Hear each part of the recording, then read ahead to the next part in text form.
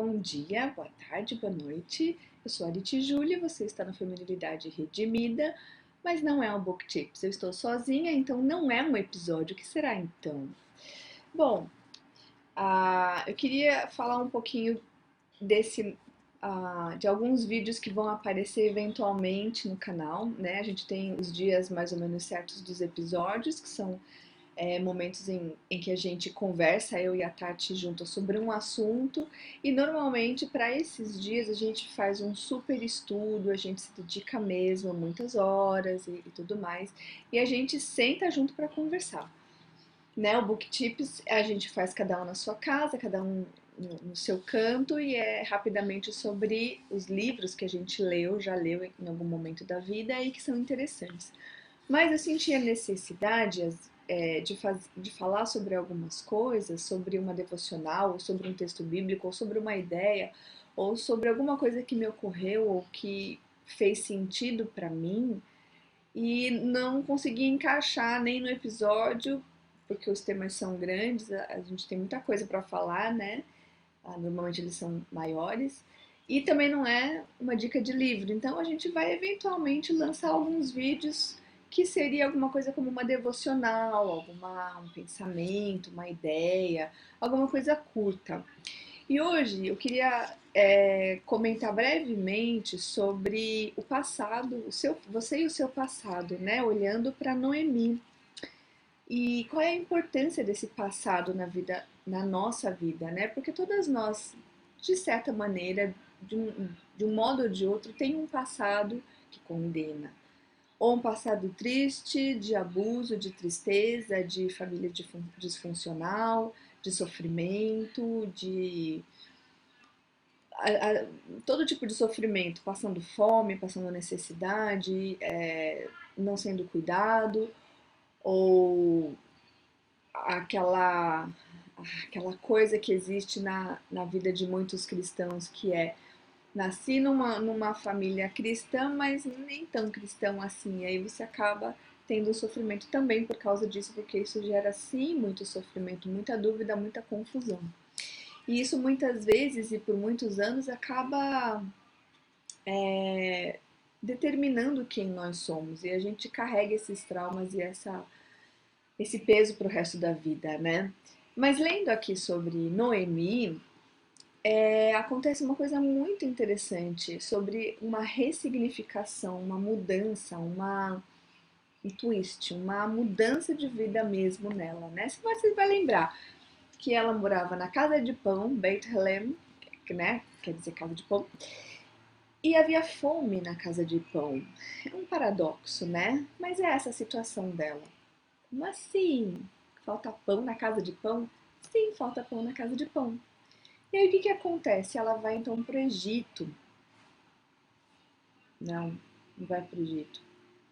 Ela vai para Moabe. Ela vai para Moabe, tradicionalmente inimigos de Israel, né? E lá, com seu marido e os seus dois filhos, os dois filhos se casam com duas moabitas. E aí o que acontece? Olha só que tristeza de Noemi. Marido e os dois filhos morrem. E ela então se vê sozinha. Ela se vê desamparada, não tem mais o marido, não tem mais os dois filhos. Então o que ela fala? Vou voltar para minha terra, porque ela era estrangeira lá. Ela tinha ido por causa da fome, mas ela era estrangeira. E aí ela se volta para Ruth e para Orfa, suas duas noras, e fala: minhas filhas, voltem para o seu Deus. Olha só o que ela está falando.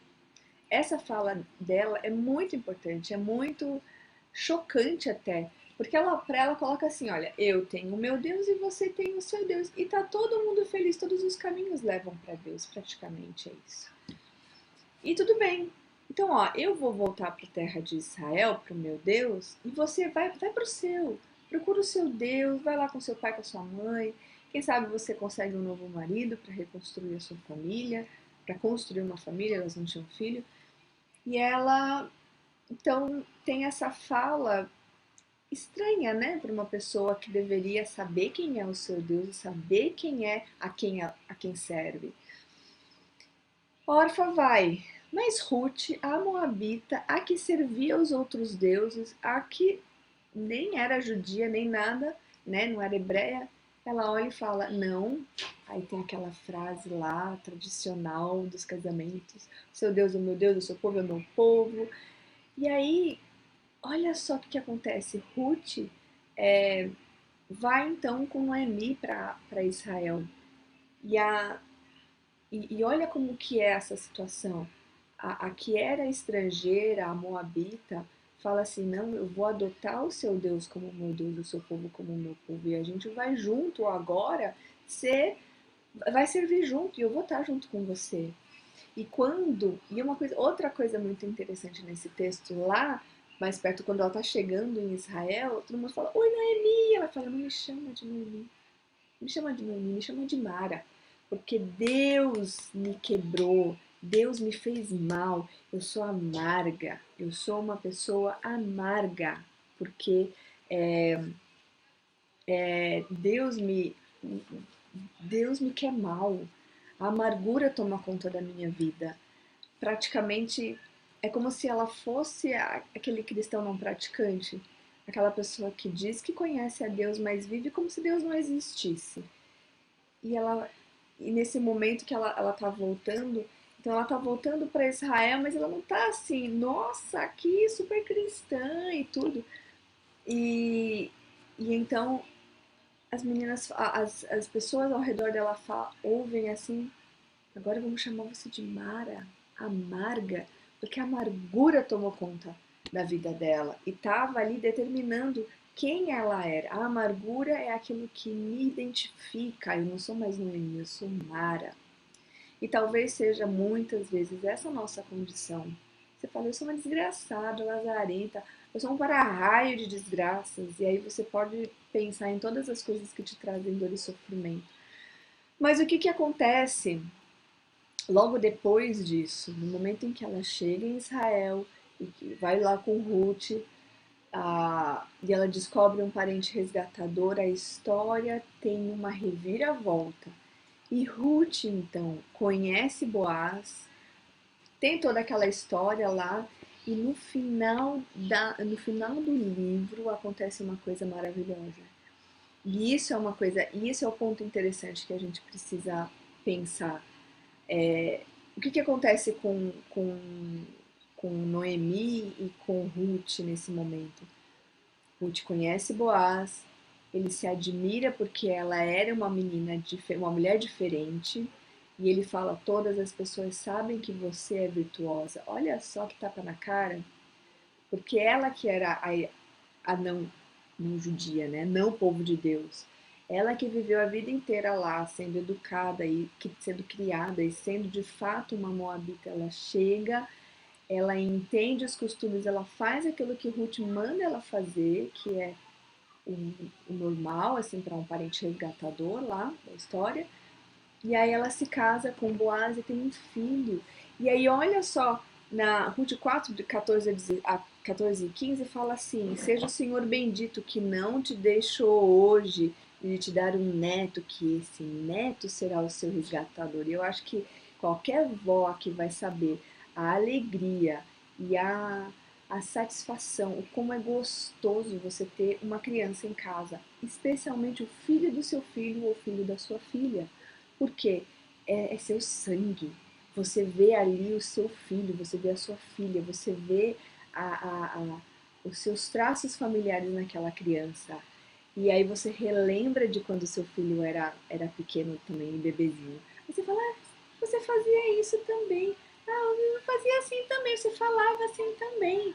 O próprio pai fala assim, nossa, eu fazia isso quando eu era criança. Isso é muito legal.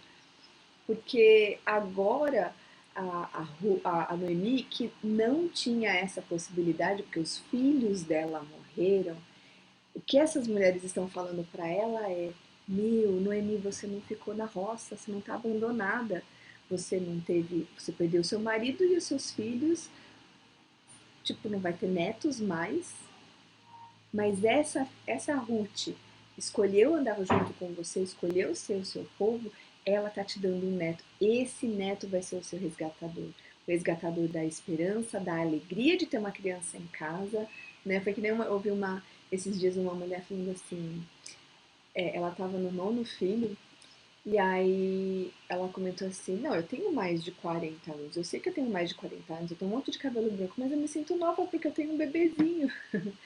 E é verdade, ter uma criança em casa traz essa renovação, essa esperança de que a alegria pode ser renovada. E isso está acontecendo com Noemi. E esse bebezinho é o resgatador dela. E uma coisa muito interessante que o texto também fala é que Ruth, que é uma mulher fantástica, né? Você conhece aquelas mães que seguram o bebê assim, que não deixam ninguém pegar no bebê? Ruth não era dessa. Ruth deu, entregou o bebezinho e deixou Noemi cuidar desse bebezinho. Deixou Noemi, sabe, ser a babá, cuidar, andar junto, trocar fralda, botar pra dormir, ser o netinho da vovozinha, um filhinho querido. Ela não era aquela mulher que pegou ele e deixa aqui comigo, só eu, só eu, só eu. Tem muitas mulheres que fazem isso, né? Talvez com medo de não serem realmente a pessoa mais importante da vida dos filhos, não sei. Por ciúmes, por egoísmo, mas Ruth não foi assim. Ela, ela, ela, ela dividiu com Noemi essa alegria. E talvez a maior alegria de todas é que esse nenenzinho se tornou a linhagem de Davi. Olha que coisa maravilhosa. Então, assim, ela terminou a vida não como aquela amarga que olhava assim para a morte, que levou todas as pessoas importantes da vida dela, levou o marido, levou os dois filhos, e ela então não teria descendência, não teria futuro, não teria crianças, não teria e tudo isso. Agora com Ruth, um presente de Deus na vida dela, a coisa mudou. A coisa mudou. Ela não só tem Ruth, mas ela tem Boaz e ela tem esse netinho que é a alegria. E que se tornou uma pessoa importante da linhagem de Jesus. Então, uma das coisas que a gente precisa lembrar quando a gente está vivendo a dor de um passado ou um presente que nos traz essa amargura, essa doença, essa tristeza, essa doença de alma, né? Que a alma está batida, amassada e assim, é a gente pensar, a história não acabou ainda, né? Foi uma reviravolta que Noemi não esperava. Ela esperava ser a amarga para o resto da vida, mas Deus mudou a história dela. Então, essa é uma confiança que nós também temos que pegar emprestado de Noemi e falar assim: Deus pode fazer uma transformação na minha vida. E eu quero essa transformação. Eu quero olhar para trás e ver, passou. Agora Deus transformou. Isso talvez a gente não enxergue agora nesse momento. Talvez você não esteja enxergando nesse momento. Mas ele pode chegar, ele tá ali na frente. A gente não sabe o que é esse futuro. Do mesmo jeito que Noemi não conseguia imaginar um fechamento melhor do que esse para sua história. Ela talvez não conseguisse imaginar que tudo isso aconteceria e que ela depois iria ser lembrada a vida inteira por fazer, né, por estar ali na fazer parte da linhagem de Jesus. Mas isso é uma coisa que a gente precisa pensar. Deus está no controle da nossa vida e Ele pode ressignificar o nosso passado e a gente pode deixar de ser a fulana que foi abusada, a fulana que foi abandonada, a fulana que foi traída, a fulana que bota aí a sua dor e o seu sofrimento, que teve uma mãe narcisista, que foi abandonada, que cresceu num orfanato, ou sei lá o que seja o seu sofrimento. Você não precisa ser essa pessoa caracterizada pela sua dor e pela sua amargura. Deus pode transformar isso. É isso que Noemi também nos ensina. E é isso. Um beijo pra você. E aí, em qualquer outro momento, aleatoriamente, a gente volta aí com umas pílulas de fé, tá bom? Fica com Deus.